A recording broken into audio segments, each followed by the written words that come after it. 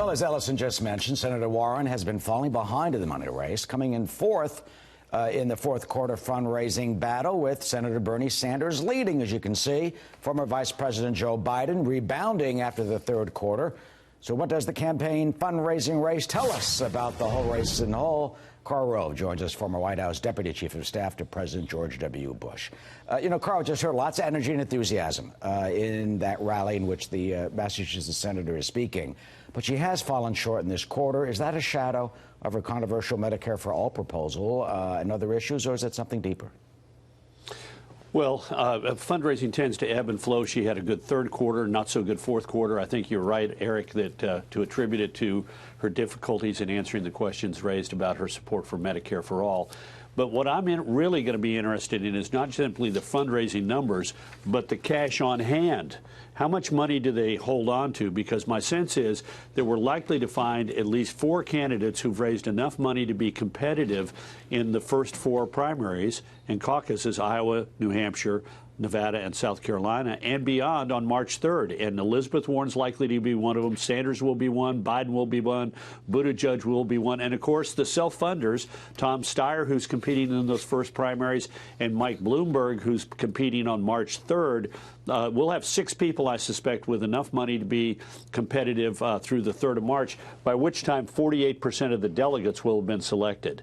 And that's a pretty, they're front-loading their delegates, the Democrats are. And so Karl, if they got enough money to be competitive, that's important. I love that board. Show it a little more toward us so we can see directly. Of that cash on hand, now, in terms of running a presidential campaign, how important is that, and how important is the burn rate? No matter how much you're raising when you've got to get that massive organization going.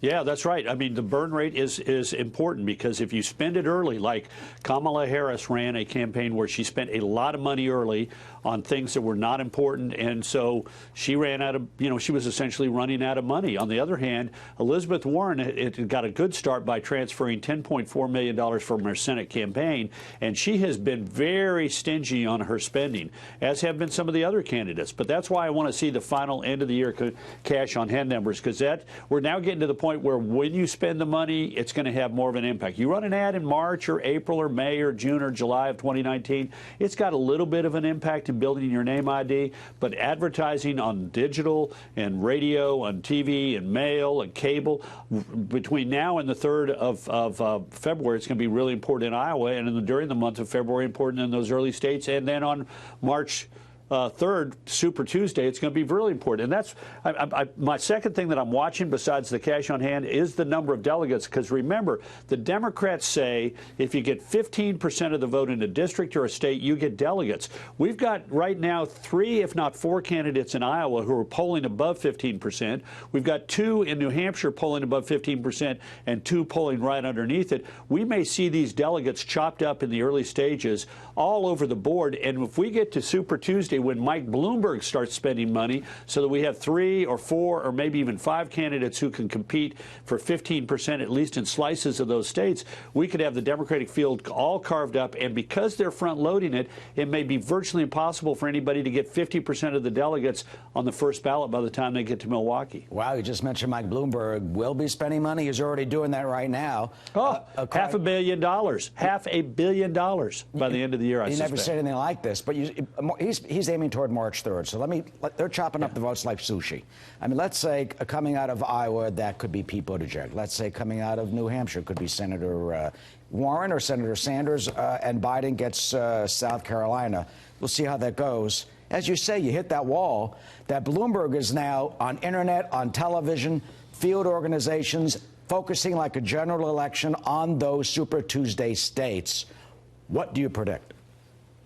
Well, I think there's going to be a limited impact. I think he's going to be a player, but I don't think he's going to be the dominant figure on the 3rd, because there's going to be some momentum behind the people who are scoring in those four early contests, and that's going to sort of offset some of his spending. But I do think he's going to be a factor. I don't think he's going to be the dominant factor on the 3rd of March. But again, think about it. 48% of the delegates will have been selected to the convention in less than 5 weeks.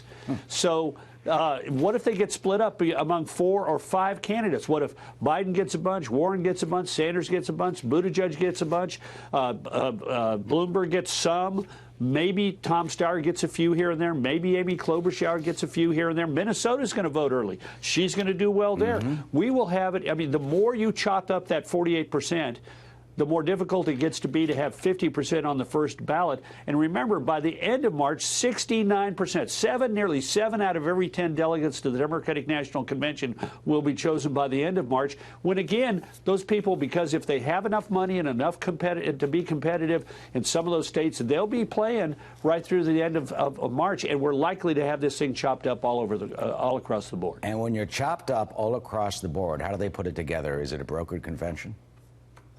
Well, I've got a column coming this week in the Wall Street Journal, my predictions for 2020, and I predict that nobody arrives in Milwaukee with a majority of the delegates, what they call the pledged delegates. Now, they could win on a first ballot, but only if there's a preliminary ballot that gives a sense that somebody's way ahead, and people stand up and say, you know, Ohio changes or Colorado changes from, you know, X to Y. Yeah. Or a second ballot. And remember, if they go to a second ballot, there are 765 superdelegates who are not allowed to vote on the first ballot, who are unelected, who've been appointed a long time ago. Donna Brazil's a superdelegate and has been one since 2001, for example, our Fox colleague.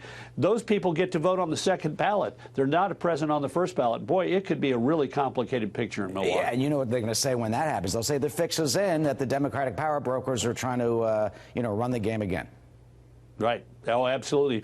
It won't be as bad as Chicago 1968, but it could be ugly. Anybody who's been at the 2016 Democratic Convention and saw the Sandernistas, I call them, the Bernie Sanders supporters, how they reacted to any traditional Democrat on the floor, that could be a very unpleasant place. And he will be in the fight all the way to the end, his health allowing. And those Sandernistas are still out there. Karl Rove, they sure are. Down in Austin. Karl, have a great Happy New Year. It is going to be some year. Good to see you. It is, and I've got 4-leaf clovers and horseshoes on my tie. Let's hope it's a lucky year as well. Eric, Happy New Year to you. You too. Thank you, Karl.